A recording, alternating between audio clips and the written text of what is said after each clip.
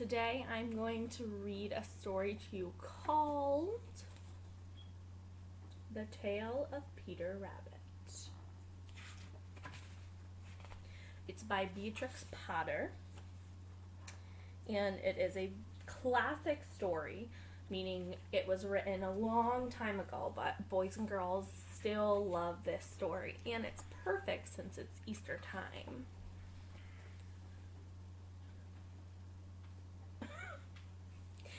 Once upon a time, there were 4 little rabbits, and their names were Flopsy, Mopsy, Cottontail, and Peter. They lived with their mother in a sandbank underneath the root of a very big fir tree.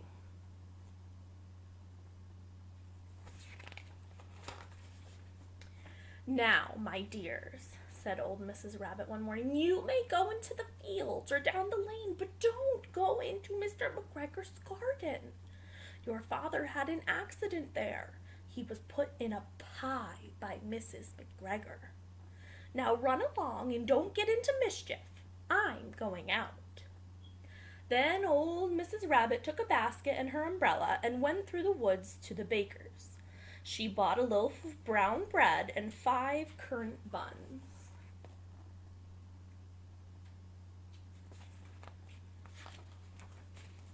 Flopsy, Mopsy, and Cottontail, who were good little bunnies, went down the lane to gather blackberries.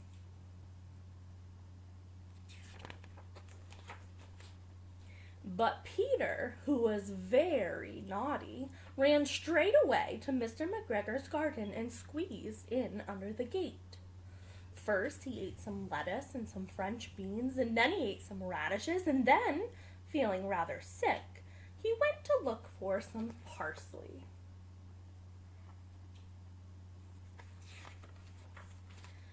But around the end of a cucumber frame, whom should he meet but Mr. McGregor?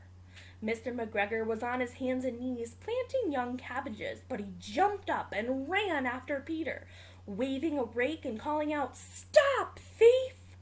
Peter was dreadfully frightened. He rushed all over the garden, for he had forgotten the way back to the gate.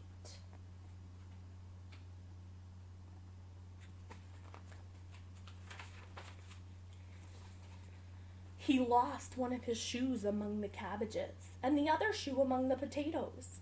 After losing them, he ran on all 4 legs and went faster, so that he might have gotten away if he had not unfortunately run into a gooseberry net, and got caught by the large buttons on his jacket.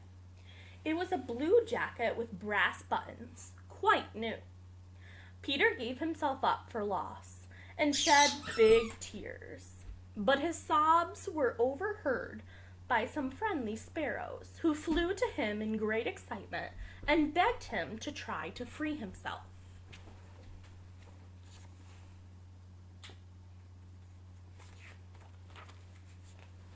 Mr. McGregor found a seat, which he intended to put on top of Peter, but Peter wriggled out just in time, leaving his jacket behind him. Peter rushed into the tool shed and jumped into a watering can. It would have been a beautiful thing to hide in if it had not had so much water in it. Mr. McGregor was quite sure that Peter was somewhere in the tool shed, perhaps hidden underneath a flower pot. He began to turn them over carefully, looking under each one. Suddenly, Peter sneezed. Achoo! Mr. McGregor was after him in no time. He tried to catch Peter, who jumped out a window, upsetting 3 plants. The window was too small for Mr. McGregor, and he was tired of running after Peter. He went back to his work. Peter sat down to rest. He was out of breath and trembling with fright, and he had no idea which way to go. Also, he was very damp from sitting in the can.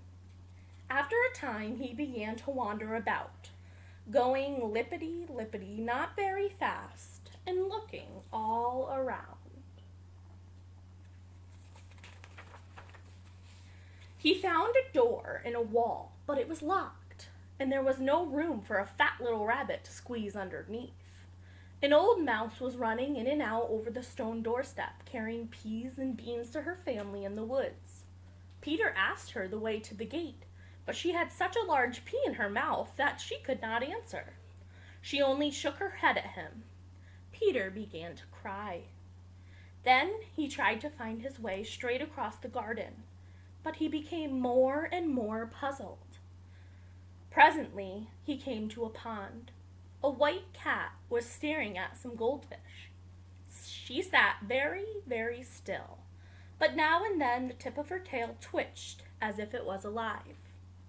Peter thought it best to go away without speaking to her. He had heard about cats from his cousin, little Benjamin Bunny.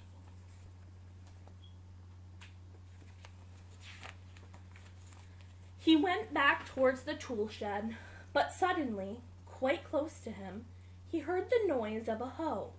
Screech! Scratch! Screech! Peter scuttered underneath the bushes. But soon, as nothing happened, he came out and climbed upon a wheelbarrow and peeped over. The first thing he saw was Mr. McGregor hoeing onions. His back was turned to Peter, and beyond him was the gate.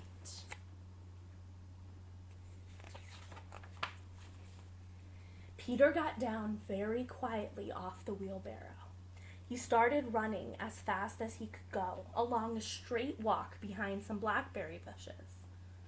Mr. McGregor caught sight of him at the corner, but Peter did not care. He slipped underneath the gate and was safe at last in the woods outside of the garden. Mr. McGregor hung up the little jacket and the shoes as a scarecrow to help frighten the blackbirds. Peter never stopped running or looking behind him until he got home to the big fir tree. He was so tired that he flopped down upon the nice soft sand on the floor of the rabbit hole and shut his eyes. His mother was busy cooking. She wondered what he had done with his clothes. It was the second little jacket and pair of shoes that Peter had lost in just 2 weeks.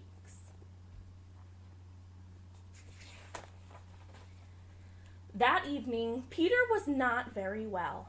His mother put him to bed and made some chamomile tea. She gave a dose of it to Peter, 1 tablespoonful to be taken at bedtime, she said. But Flopsy, Mopsy, and Cottontail had bread and milk and blackberries for supper.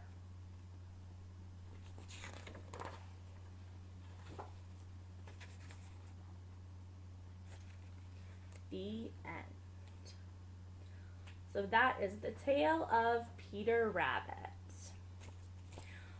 Alright, also today you guys are going to be building a composite shape, so kind of like building a tower out of 3D shapes. I'm going to give you the directions for what you have to do, and then you can pause the video as you go so that you'll be able to catch up. I would start first by making sure you cut all your pieces out. I don't know if you're going to be able to see this. Probably not. Oh yeah.